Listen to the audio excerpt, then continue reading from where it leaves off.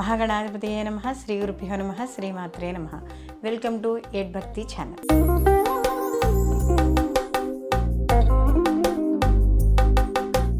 గురుగ్రహ మార్పు. ఈ గురుగ్రహ మార్పు అనేది మనకి అక్టోబర్ 18 నుండి అలాగే డిసెంబర్ 5 మళ్ళీ ఆయన వక్రగతిని పట్టడం అనేది జరుగుతుంది. అయితే ఇప్పుడు గురువు మనకి అక్టోబర్ 18 ముందు వరకు కూడా ఈయన మిథున రాశి నుండి కర్కాటక రాశిలోకి వచ్చి మళ్ళీ కర్కాటక రాశి నుండి ఈయన మార్పు చెంది వక్రంలో వెళ్ళి మళ్ళీ యథాస్థితికి మనకి ఈ యొక్క మిథున రాశిలోకి రావడం అనేది జరుగుతుంది. అంటే ఇప్పుడు ఈ సంవత్సరం కానీ చూసుకుంటే ఇక్కడ ఈయన నవంబర్ 12 నుంచి మొత్తం మీద కానీ చూసుకుంటే మనకి మార్చి 11 వరకు 2026 వరకు కూడా ఈయన ఈ యొక్క పునర్వసు నక్షత్రంలో ఈయన సంచరించడం అనేది జరుగుతోంది.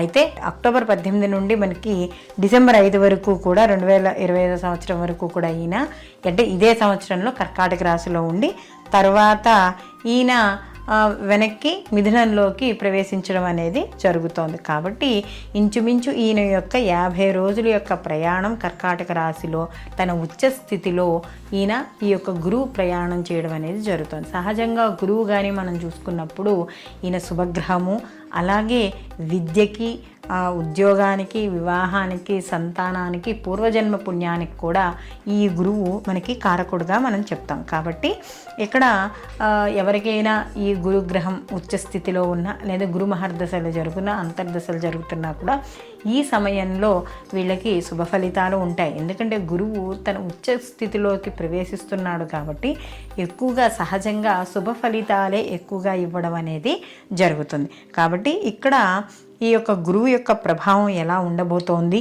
ఎటువంటి ఫలితాలు ఇస్తాడు, ఇలాంటి విషయాలన్నీ కూడా మనం ఇప్పుడు ఈ వీడియోలో మనం తెలుసుకుందాం. అలాగే వీడియో చివరిన కూడా మనం ఎటువంటి మనం ఈ యొక్క వివిధ రాసుల వాళ్ళు అంటే మనకి ఉన్న ద్వాదశ రాసుల వాళ్ళు కూడా ఎటువంటి పరిహారాలు చేసుకోవాలి అనే విషయాన్ని కూడా తెలుసుకుందాం. వృశ్చిక రాశి వారికి కానీ చూసుకున్నప్పుడు గురువు వీళ్ళకి ద్వితీయ పంచమాధిపతి అయిన గురువు శుభ ఫలితాలను ఇస్తాడు. అందులో మిత్రుడు కాబట్టి ఇంకా మంచి ఫలితాలు ఇవ్వడం. అందులో ఈయన ఎక్కడ చేస్తున్నాడు, అష్టమ నవమ స్థానాల్లో అష్టమ స్థానంలో సంచారం జరుగుతున్నా అలాగే నవమ స్థానానికి ఆయన ఉచ్చక్షేత్రమైన కర్కాటకంలోకి వస్తాడు. కాబట్టి ఇక్కడ వృశ్చిక రాశి వాళ్ళకు కూడా శుభ ఫలితాలే గోచరిస్తున్నాయి. అంటే ఆకస్మికంగా వచ్చే ఇబ్బందులు తరుగుతాయి ముందర.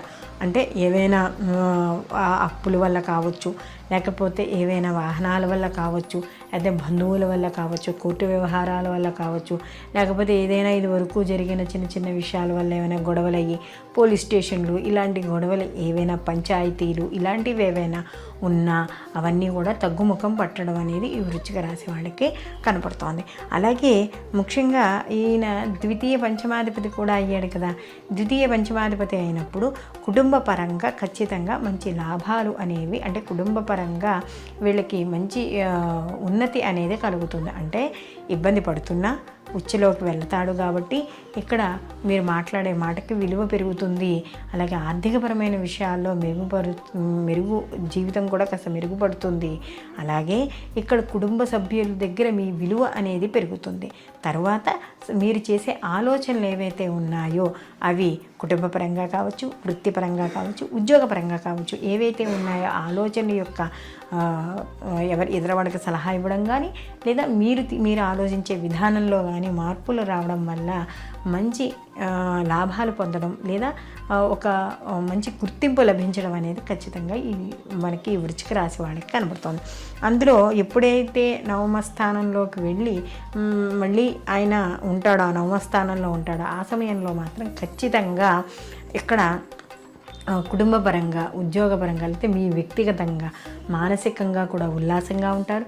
కుటుంబ వాతావరణం బాగుంటుంది, సంతానపరంగా బాగుంటుంది. అయితే ఇక్కడ తండ్రి ఆరోగ్య విషయాల్లో కూడా కుదుట పడతాయి. ఎందుకంటే గత కొంతకాలంగా ఏమైనా తండ్రి దీర్ఘకాలిక వ్యాధులతో ఏమైనా ఇబ్బంది పడుతున్నా కూడా తల్లిదండ్రుల యొక్క ఆరోగ్య విషయాల్లో కూడా ఇక్కడ కాస్త మనసుని కొంచెం అంటే గతంతో పోలిస్తే కాస్త కుదుట పడడం అనేది కనబడుతుంది ఈ వృశ్చిక రాశి వాళ్ళకి.